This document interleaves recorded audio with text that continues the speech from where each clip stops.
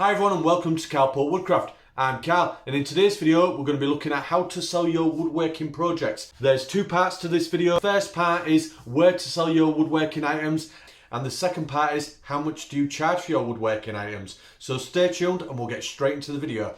Where do I sell mine then? I sell mine mainly by word of mouth and by recommendations. But my number one for advertising is Facebook Marketplace. So everything I make, I put on Facebook Marketplace, it shares it with people, it gets loads of people looking at the stuff, and you get the odd inquiry from it. Once you get one of them inquiries and you do a job for them, after that, it's word of mouth and it's recommendations. You keep going back to that client because they know you're good at what you do and they know you're well worth the time and money spent on the project. Where else can you sell your woodworking projects then? Well, there's Etsy, isn't there? I did try Etsy, it didn't work out great for me. However, I do know a company down in London that I recently did some work with and they have great success on Etsy. So don't just write it off, it's something you should consider. One of the biggest problems with Etsy for me is can you find a courier that you trust to take your beloved items all around the country and deliver them? Not for me, I'm afraid. I tried this and several items got broken even though they was well packaged. So that put me off of Etsy a little bit.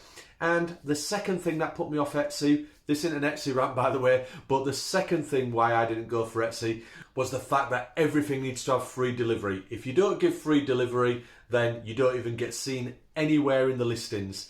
To me, it's a dishonest way of doing things because I like to be fully transparent for what I charge. So I don't just want to add delivery onto everybody's item when they could live all over the place, all over the world, all over the country. So you're just doing a generic cost for everyone when each individual order should be paying a certain amount of delivery for where they're based and where they live. What we had so far then, we've had Facebook Marketplace and we've had Etsy. What else can we do? Well, you could start your own website up. I have a website, but I don't sell things on my website. I use it to attract customers and they normally message me through email or WhatsApp. But you could sell directly from your website and then you don't get any charges from a third party like eBay or Etsy. So all the profit is directly to you and you just pay for your website if you get one made for you, or you can make it yourself.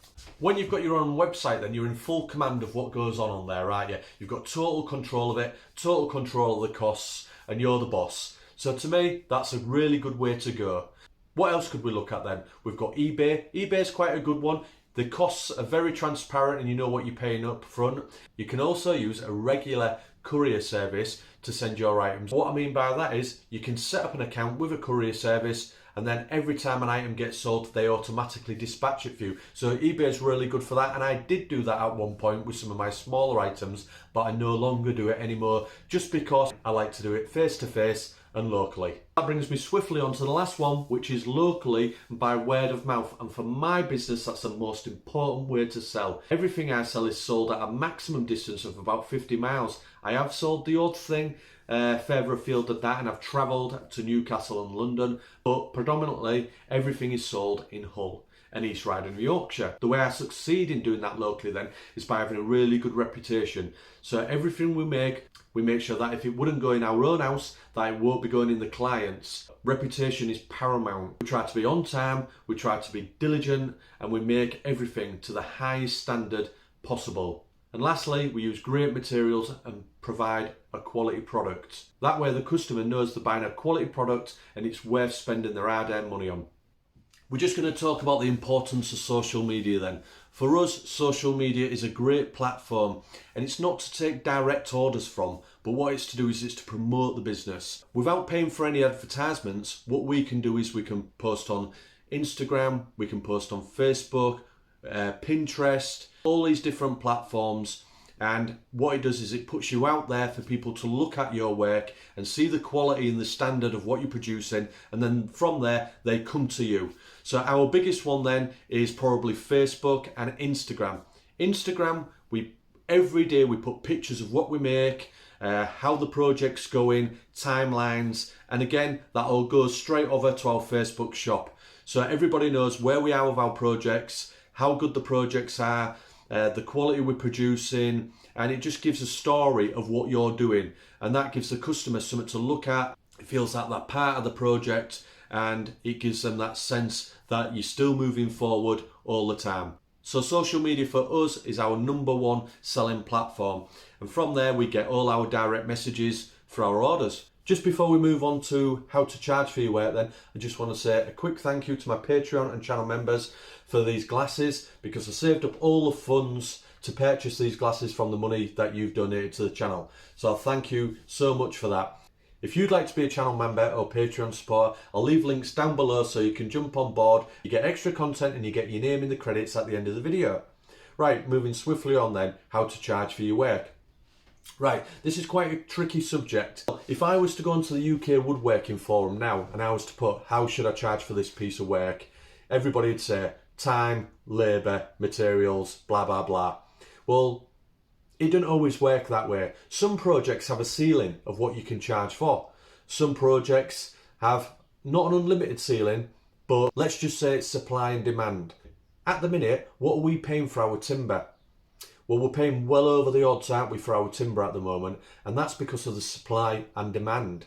It's also because some greedy buggers are buying lots of the timber fields where we grow our timber. And what they're doing is they're holding on to it so the price rockets. Also, we've got Brexit and we've got COVID, which is making the price go up. So what does that do to our business? It makes us need to charge more. If you're making a bespoke custom project in your area and nobody else is making it, or very limited options, then you can charge what's appropriate for that demand. So, for instance, if you're doing fitted alcove units and in your area there's 2, 3 other companies that do it, the supply and the demand is outweighed. The ceiling of what you can charge is going to be a lot less limited to if it's something there's 100 companies out there making it. So this is what I look at. I do my research for everything that I sell.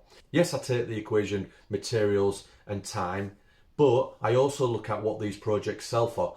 Now, if I'm making something out of pallet wood, it doesn't matter whether it takes me a day or a week to make. There's a limit on what I can sell it for.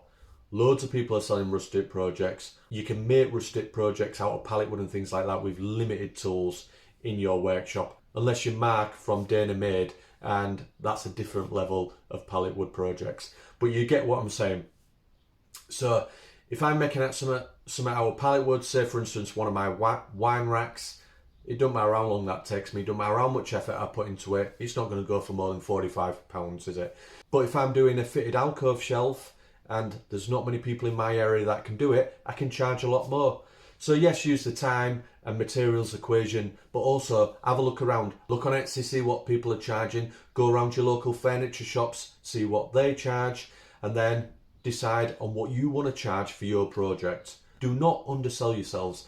If you aim low, you get low. And if you're enjoying this content, guys, don't forget to like, subscribe and comment. We would really appreciate it if you do us a favour by hitting that subscribe button and watching our backlog of videos. See how far we've come from our little shed into this workshop and how we move forward in the future.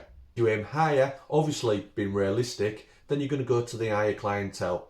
What I try to do is I try to use the best materials possible that I can source, and then I put the time and effort into that, and not with no rushing involved whatsoever. Yes, I work long hours and yes, I push myself hard, but I do not rush any part of the project. So that time has to be paid for and the client pays for that.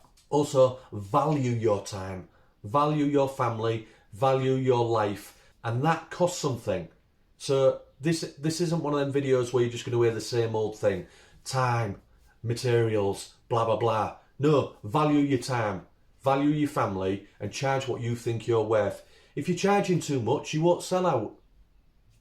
Simple as that.